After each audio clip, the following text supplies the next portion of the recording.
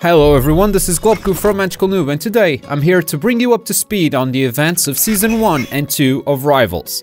Since Season 3 starts on Sunday, January 25th, this is the perfect time for you to catch up on what happened so far. If you don't know what Rivals is, make sure to watch the previous video we released on this channel by clicking the annotation or the link in the description. Let's begin. This was the Season 1 map. It had 12 lands total, 4 of mine, 4 of Warrock's, and 4 on the TGN Army side. Warrock started off very strong, winning on Injustice Gods Among Us, Gang Beasts, and StarCraft 2, bringing me close to defeat with only 1 land left on episode 2, so I had to rely on a game of my expertise, FIFA 14. Suck it. Oh, what a goal! God damn it! No! Boom! What did the keeper just do there? I got my rhythm back, and after that victory proceeded to win on Get On Top, Samurai Gun, Worms Reloaded, and Naruto Ultimate Ninja Storm 3. 5 victories in a row that put me in a very comfortable position. In the meantime, we got our first community challenges, with Arkham Inmate losing on Hearthstone, followed by Nidrogg's defeat on Blade Symphony. Not a strong start for the TGN Army, but they had a Death Star, and no matter what, they wouldn't put it on the line, because in case everything went wrong, they could just blow everything up. Or at least that's what they were saying on chat. We never actually determined that we could blow anything up on Rivals. But if that gave them some false sense of security, then who the hell were we to take that away from them? Looking to redeem himself, Arkham Inmate comes back to the arena with a game he's very strong at. Robot Unicorn Attack. That's my lowest score ever! Yeah, lowest. And just before Arkham got a chance of defeating me, I had a proposition for him. If you beat me in a single round, you get more than 13,000 points in a single round, I will give you Land of the Ancients as well. And what if I lose in one round? I don't lose anything, and neither do you. This event became engraved in Rivals history as the moment everyone discovered my one true superpower, Mind Games!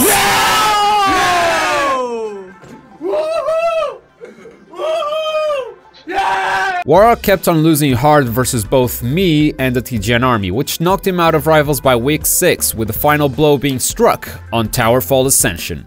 Arkham Inmate, not loving the mind games that I played on him during the previous challenge, came back strong with Dungeon Defenders and didn't even give me a chance. It was close between me and the TGN Army, so we decided to get a couple of special guests from the streaming team to play for the army.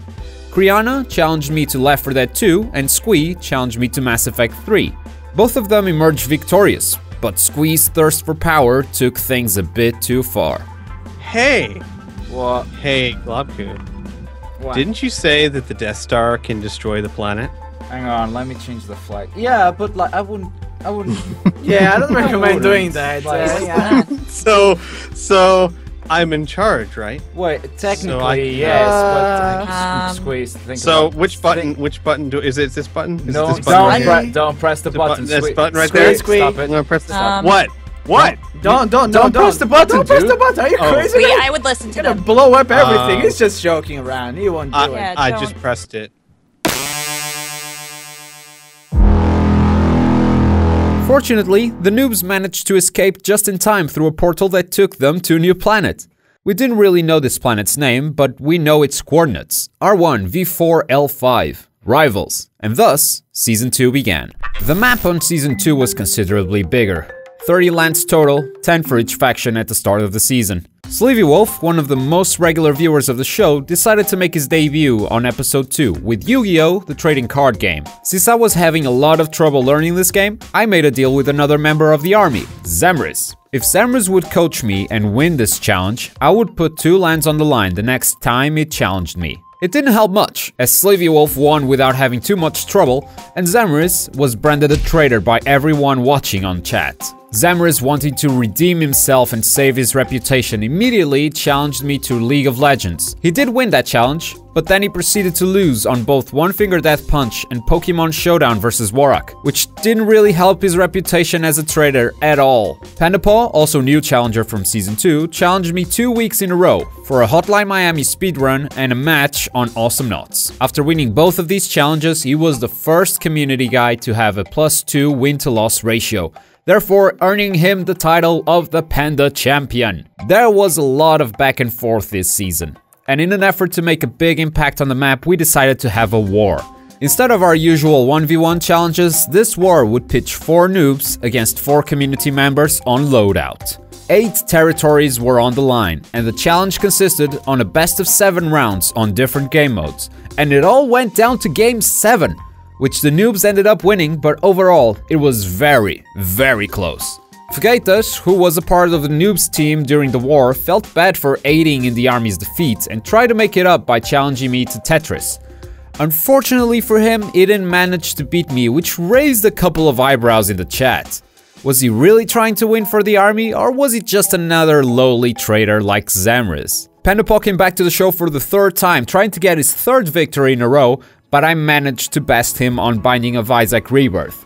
I brought down the community champion, but little did I know, another champion was just about to make his debut. Warhead annihilated Warrock on Hearthstone. Playing by tournament rules, it never looked like he was gonna lose a single game. And the following week, he challenged Warrock again, this time for Dawn of War Soulstorm, winning once more and now becoming the army member with the best win-to-loss ratio. Warrock was not doing so good with both me and the army taking all of his lands one by one. By week 13, he was down to 2 lands, and I did not take pity, as I kicked him out of Season 2 with Broforce and Warframe. With Warrock out of the way, all the TGN Army challenges were directed at me, and we decided to have them all in one big final episode, Rivals Season 2 Showdown. 8 TGN Army challengers fighting me for the majority of the lands in the continent, at which point a winner would be declared. And here's how it worked. First, they would decide as a group how many lands they wanted to bet, and then we would randomize who the challenger was. Because of this random factor, the army played it safe for most of the challenge. They bet only 1 territory to begin with, and Slivy Wolf was the one taking the challenge, which took place on Age of Mythology. An easy victory for the community, but not a huge loss for me, since only 1 land was on the line. Arkham Inmate challenged me to chess, which cost the community 2 territories, since I got a checkmate with only 4 moves. Another 2 lands were on the line, and again, not such a bad deal for me, because the wheel landed on Macarius, and I was pretty sure I was gonna lose this challenge on Sins of a Solar Empire, because I simply didn't take the time to properly learn this game. At this point, the army had 8 territories. They still needed 8 more for the majority, and they only had 5 challengers left. This time they went for 3 lands, and the challenger was Warhead, the community champion with a perfect record, and this time we were playing Plague Inc. Once again, Warhead won, breaking the record for the biggest win-to-loss ratio in Rivals. 4 challengers left, and the army puts 2 more lands on the line, playing it safe again, and the challenger was Pandapaw on Super Smash Flash 2. Due to technical difficulties, we couldn't set up a match, so we decided to change the challenge to see who would get the biggest percentage on a sandbag in a minute. Pandapaw won, bringing the number of TGN Army lands up to 13. They only needed 3 more. But they decided to play it safe once again and put 2 more lands on the line, and the wheel landed on Nidrogg with Smite.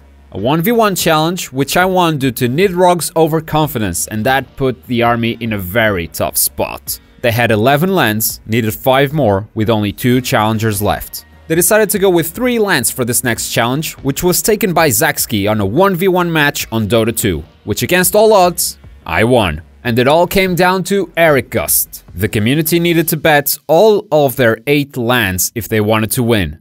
The challenge that would decide it all? Rock, paper, scissors. Paper. Fuck. I'm gonna be honest, winning feels good. But what's even better than winning is the sheer amount of fun we had during these live streams. The people we've met through these challenges, those intense moments where a match can go either way. I can't wait for Season 3 to begin on January 25th. If you want to watch the full episodes, click the annotations on your screen or the links in the description. Those will take you to a playlist with all the challenges played throughout both seasons. Thank you all for watching this recap. Don't forget to send your challenges to magicalnoob@gmail.com. Take care everyone, and see you next time.